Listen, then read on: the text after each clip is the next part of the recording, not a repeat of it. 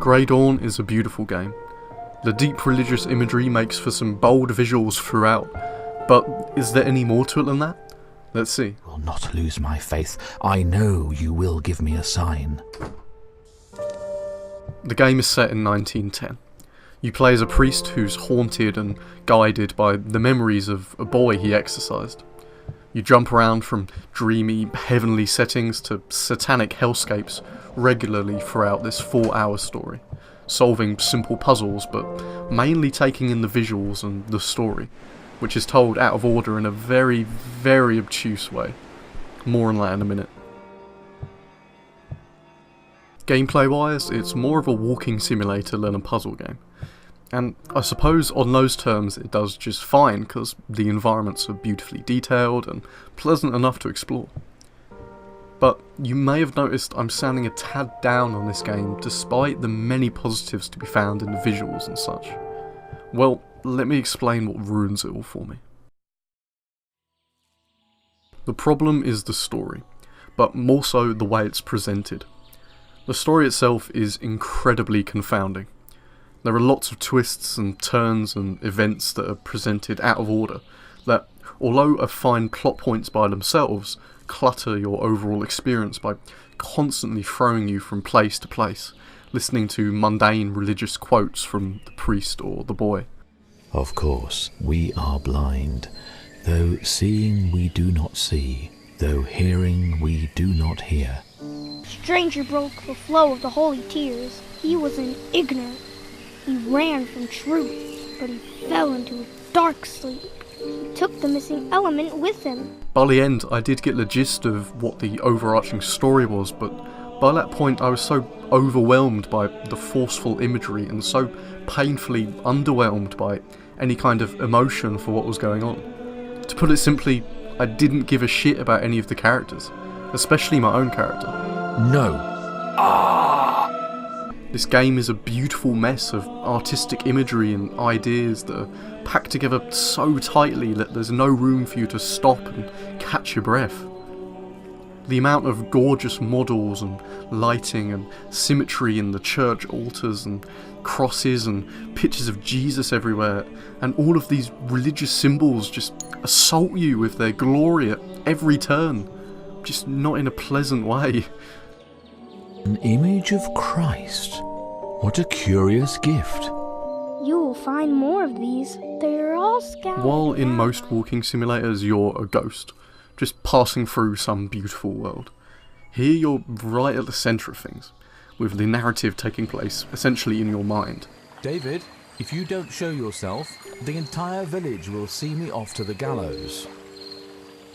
Grown-ups This never isn't a problem in understand and of itself, but the priest character is boring and pretentious and is involved in things that the player couldn't possibly give a shit about.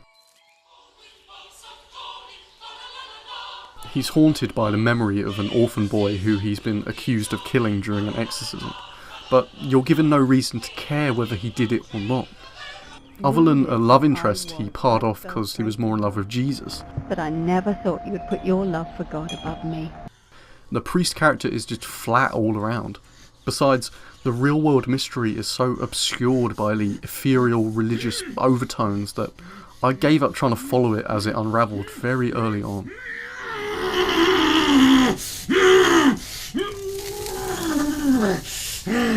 This pain is unbearable. The music doesn't help the overall experience. Other than actual period music that gives a good sense of place, the 4 or 5 original tracks that are serviceable on their own awkwardly reset every few minutes, becoming infuriating in certain areas.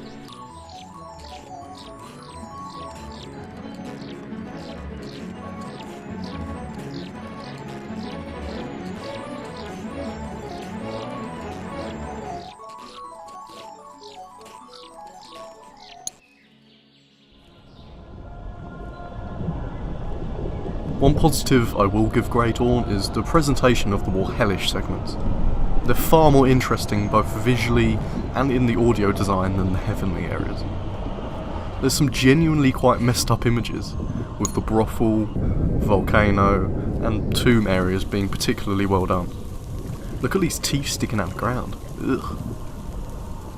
Also, there's straight up some alien facehugger eggs in the brothel part. Can you even call this a homage? They're literally taken straight out of Alien.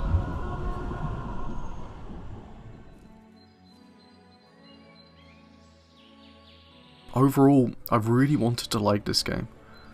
I usually love things like this, which is why it's so frustrating to see a game that obviously had so much time and effort and love put into it, ending up being ultimately unsavoury and tedious. You can do a story like this that is able to actually involve the player emotionally.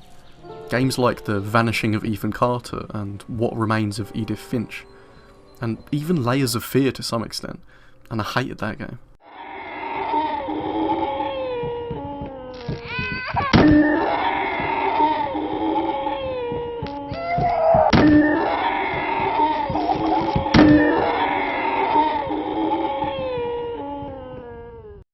I feel like such a miserable bastard to be so harsh on this game, but I just didn't like it, plain and simple.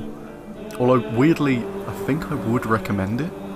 It's a deeply flawed game, but there are things to enjoy about it. Perhaps if you try and take it super slow and don't rush through in one sitting like me, you'll get more out of it. As it stands, I have no interest in ever revisiting it. Although, I'm curious what other players make out of it. If you've played it and have a totally different opinion to me, I'd love to hear it honestly. Tell me in the comments, guys. As always, peace.